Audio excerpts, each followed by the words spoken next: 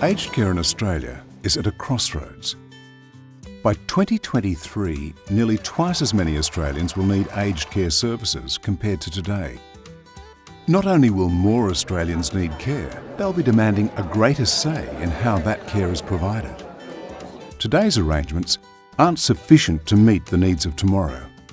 The key enabler is the better use of information and communications technology, or ICT, to improve the productivity of their workforce, reduce administration burdens, and maximise face-to-face care.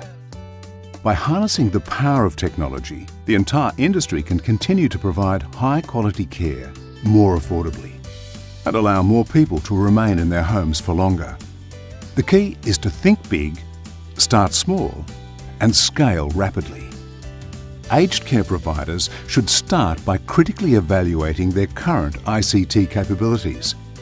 To make it happen, government should invest in creating a framework and also work with the industry's peak bodies, as they've done with pharmacists and general practitioners. Governments need to act now. The cost of inaction is high, as the present system can't effectively scale to meet future demands. For more information, contact acitc.com.au, agecare.org.au, laser.asn.au, accenture.com.